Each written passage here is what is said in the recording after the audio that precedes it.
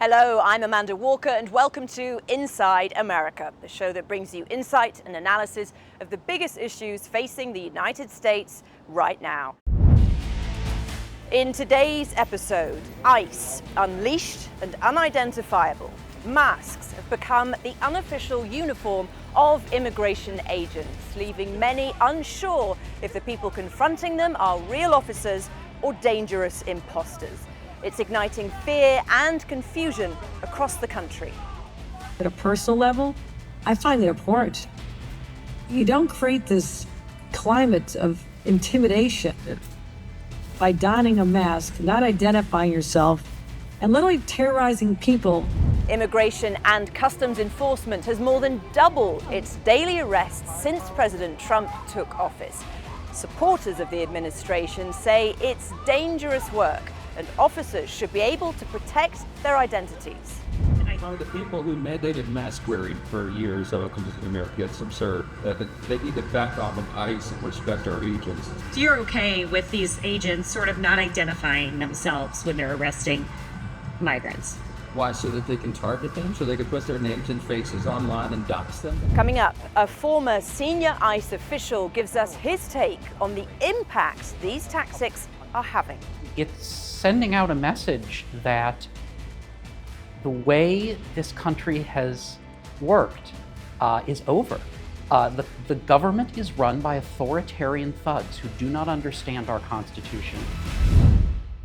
So, since its creation after 9/11, America's Immigration and Customs Enforcement, ICE, has been tasked with enforcing the country's immigration laws. But in recent years, ICE has become one of the most polarizing arms of federal law enforcement, accused by critics of using military-style tactics and lauded by supporters as a frontline defense against illegal immigration. Now the agency is under fresh scrutiny, not just for who it arrests, but for how it does it. This was the moment that changed student Rumeysa Ozturk's life. You want to take those masks off? Is this a kidnapping? A bystander asks what many people have been thinking. How can anyone know they are real officers? Can I see some faces here? How do I know this is the police? In factories, outside courts and on streets across the country, images of masked immigration officers have become widespread, rounding up people they say are undocumented, hiding their identities while doing it. Unwilling to do. On the ground, this can lead to chaos and confusion. I have asked for IDs. Can you please tell me that you refuse to give us your IDs? We don't need to give you IDs. You don't need to give us federal. IDs. We do not need to give you IDs. So how do we know you're federal? This is just one of many confrontations taking place between officers and the public. And it's not only the masks, which is indeed terrifying, but it's that they don't have their names or a number, or an agent number. And even where bystanders or family members ask them to be identified, most of them don't do it. The outrage expressed by witnesses on the ground is being echoed by Democratic lawmakers. They're acting more like vigilantes than of agents of our government. How can we even trust that these are government officials? It's nothing more than kidnapping. And now across the country, a patchwork of state bills and two federal proposals are aiming to pull the masks off immigration enforcement. California has emerged as an early mover with its No Secret Police Act, and similar measures have moved in other state houses. At a recent press conference, California State Senator Scott Wiener put it bluntly. You start having a system where law enforcement officers are like, moving towards like stormtroopers in Star Wars, where when I was a kid, I remember thinking that, stormtroopers were all robots. They're not. They're people who wore, just covered everything up. We don't want to move towards that kind of model where law enforcement becomes almost like an occupying army disconnected from the community. ICE Director Todd Lyons has defended the use of masks, saying the real issue is officer safety. People are out there taking photos of the names, their faces, and posting them online with death threats to their family and themselves. So I'm sorry if people are offended by them wearing masks, but I'm not going to let my officers and agents go out there and put their lives on the line and their family on the line because people don't like what immigration enforcement is. You're illegal here in the United States, correct, sir? So how real are these threats of violence against ICE agents? Department of Homeland Security Secretary Kristi Noem declared ICE attacks are up 1,000% without any supporting data. With the rise in violence that we continue to see against these officers, with that 1,000% increase, it's making sure that they are safe while they do this job and that they get home to their families at night too is incredibly important. In July, Fox News pressed DHS for the raw count and found that the jump comes from the agency comparing 10 assaults in the first half of 2024 to 79 assaults in the first half of 2025. To put it in context, over the same period, just in the state of New York, the police department reported 970 assaults on their officers. And an investigation done by the Washington Post noted that many of those assaults happened during arrests or within ICE facilities. It says officers hiding their identities wouldn't have done anything to prevent the assaults from occurring. But here's the twist. Those same assault statistics that ICE bemoans now double as a selling point. The administration isn't just defending masks, it's using the idea of a more dangerous job to argue for more agents, more funding, and more firepower. While cutting budgets for other agencies, the Trump administration is expanding ICE. Recruitment ads are up. The pitch: join the front lines of the immigration war. So ICE isn't just defending masks, it's using a sense of danger to recruit. And with other agencies seeing cuts, this one's in growth mode. Scott Shukart is a former senior official at ICE under President Biden. We wanted his take on the images we're all witnessing, and I asked how outside the norm they are. It's very unusual. It's not something we've really seen in the U.S. before. ICE deals with enforcing the immigration law inside the United States, which is generally civil law, not criminal law. And the idea that you would have people on the street enforcing criminal law in irregular uniforms with masks and particularly with masks, is very strange. Ramesa Ozturk, what did you make? She was the Turkish student who was, we saw the footage, approached in the street by masked officers. It must have been a terrifying moment for her. That's how I see it as a member of the public. What was your view, with your background, your experience of the way that happened? Well, it must have been terrifying for her. Two things. One, she presented no risk, no security risk. So there was no reason for an arrest of her to have been done as though it was an arrest of a dangerous subject. That was just abusive and pointless. And then once she was arrested, so far as I can tell from looking at that video, the officers did not comply with the very clear requirement that they immediately identify that they were with ICE, that it was an immigration arrest, and why. So to my mind, there was both bad judgment in the kind of operation that was carried out, and then just a blatant violation of the requirement that they identify themselves. Right, so how important is it to be immediately identifiable in some way as a legitimate law enforcement official? One, it's very easy to impersonate law enforcement if they don't wear anything distinctive. And we've already had a problem with people committing their own robberies and things, claiming to be ICE. So you've created a huge space in which bad actors can do dangerous things while being deliberately mistaken for ICE. And I think probably the larger risk is that there is the risk that other law enforcement and ordinary people are going to react as though they are not clear that these ICE officers are legitimately exercising government authority.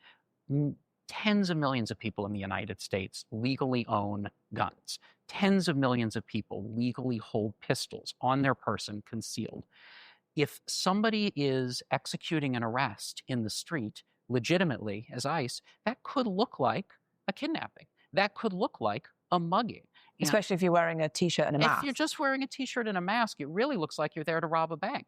And what is going to keep somebody from responding to that the way you should respond if you see a masked hoodlum come out of a dark alley and pull somebody down to the ground? Are you hearing much from your former colleagues on the inside? Is this mask thing, is it a direction? Is it an order? Do you have any sense of how the officers feel about it?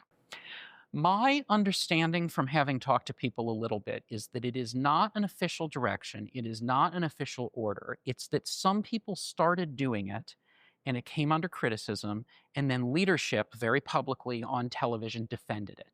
And the rank and file understood the vigorous defense of people having done it as an encouragement to do it. And so I think it has spread.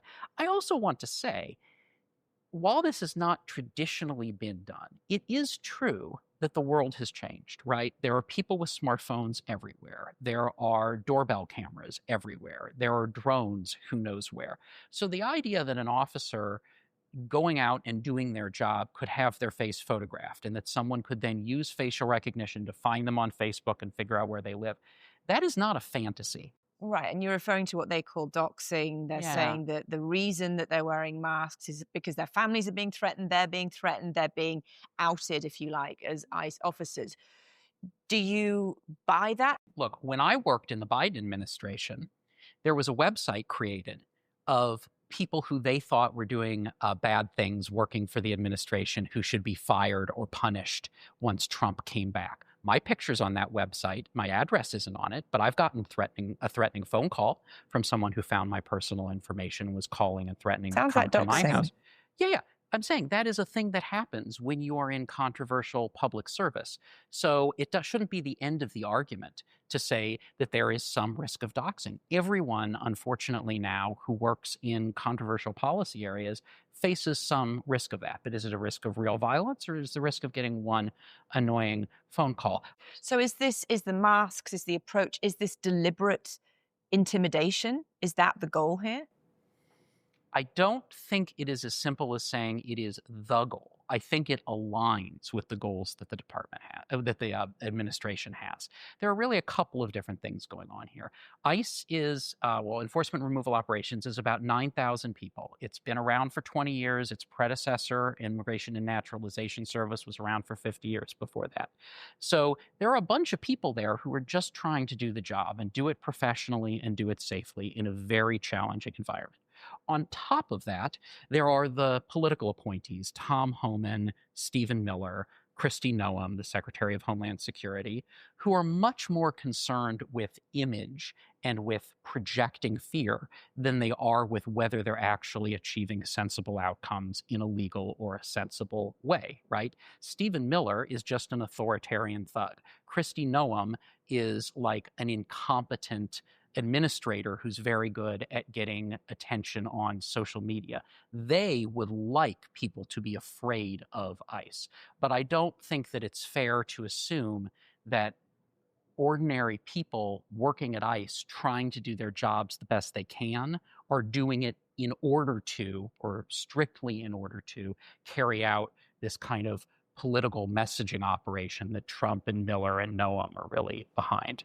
And we've talked about the possibilities behind the wearing of masks. If you had to go for one of them, what do you think is the reason that this is tacitly being deemed acceptable for these ICE officers to hide their identity, to wear these masks whilst conducting these operations? You know, in France, they have this little bird, what is it called? The ortolan. Oh, yes. And it's very brutal. The tradition, you eat the whole bird, right? Put the whole thing in your mouth. And the tradition is you eat it with a napkin over your head because it is so shameful to eat something that beautiful, is my understanding of it. And I think there's an element of that. I think there's an element of embarrassment that going out into communities and tearing families apart, arresting parents, arresting children, is not what people who signed up to work at ICE really wanted to do. They wanted to go after bad guys, not people selling ice cream. Interesting. So from your own experience within ICE, you think a lot of these officers potentially are really unhappy about what they're being made to do? I think not just ICE, but one of the things that's happened during the Trump administration is that an enormous number of other federal law enforcement people are being pulled into doing ICE's mission. A big part of the FBI, most of alcohol, tobacco, and firearms, a big part of the Drug Enforcement Administration. So we have thousands or tens of thousands of federal law enforcement being pulled off of real criminal jobs, not fighting fentanyl, not fighting cross-border crime, not fighting cybercrime, just doing civil immigration enforcement. And they are very unhappy that they're being pulled off of major felonies to deal with this civil offense. I think within ICE itself, I think it's very complicated. I think people in ICE feel that they didn't get the resources they needed to do the job for a long time, and they're glad to have the resources. They feel like they didn't get the respect they deserve for a long time, and now what do they get? They have a real combination of respect from some, but just, I think unrecoverable disapproval from most people for the way this has been going on. And where do you see this going? Do you see it accelerating, or might there be a case of, okay, we've done the strong TV images at the beginning, we can lay off a bit, or we've got over 3 years? Where's it going to end up? I think it's going to get worse. ICE now has more money than any federal law enforcement, any law enforcement agency in the world has ever had. ICE now has more money than any military in the world except for the United States and China. It is shocking that how much money they have. They don't know what to spend it on. Trump wants to deport 1 million people a year. That is way more than has ever been done. They are not on a path to do it. They are desperate and sweaty because they know they're not going to make that at the rate they're going. I worry a great deal about how things are going to get worse. And I also worry that as opposition to this rises, and just the chance of an accident rises, that somebody's going to get hurt. Somebody's going to take a shot at an ICE officer. They're going to return fire, and that there's going to be a firefight. I think the chance of that happening is astonishingly high, very dangerous, very unwarranted. Trump is really unpopular. The economy's teetering on the verge of collapse. He's not going to go quietly. He's going to make things worse until he can't anymore, and I'm very concerned.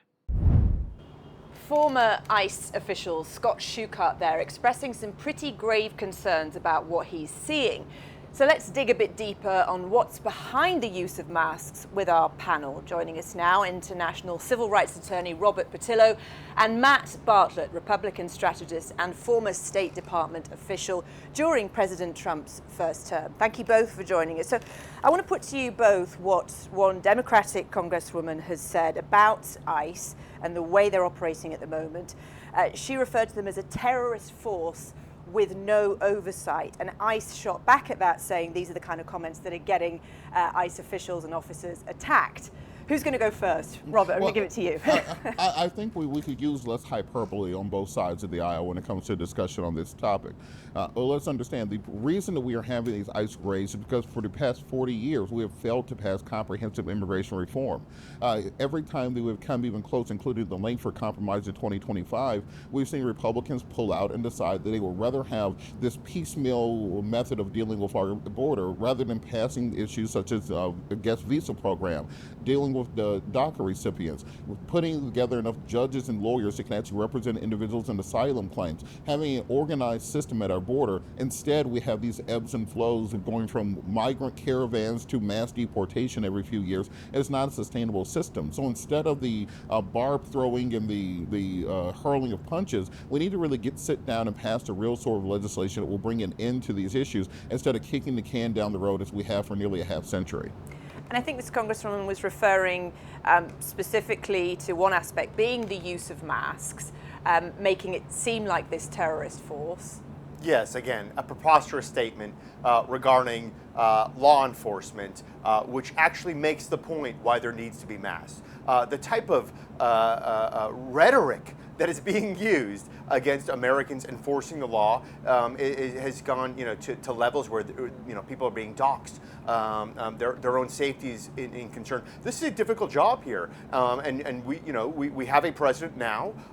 We've talked about different policies. Who's enforcing established law? Who has locked down the southern border now? A far different perspective than we had for the previous 4 years, and now we're hopefully going after the worst first, a criminal element among illegal immigration that I think even most Democrats would find very difficult to justify. And then when it comes to beyond that, I think it's open for debate, but the notion of having a mask, I'm not sure is the biggest fraction when it comes to this issue. But you agree with it? You think it's something that they should be able to do? Yeah, wholeheartutely. Again, like you just said, we have congressmen and women referring to them as Nazis and terrorists. This is crazy. That is absolutely, putting their own privacy and security in jeopardy. It's astounding to me. They are making the point just how dangerous this line of work is with their absolutely preposterous talk. So, Robert, lots of legal challenges being mounted. First of all, is it legal for them to be wearing masks in these contexts? Well, one, when you're watching a movie or reading a comic book, you usually know who the bad guy is because they have the mask on. And so if you were saying that you're enforcing the law, that you want to be the force for good, take the mask off. There's various constitutional reasons for this.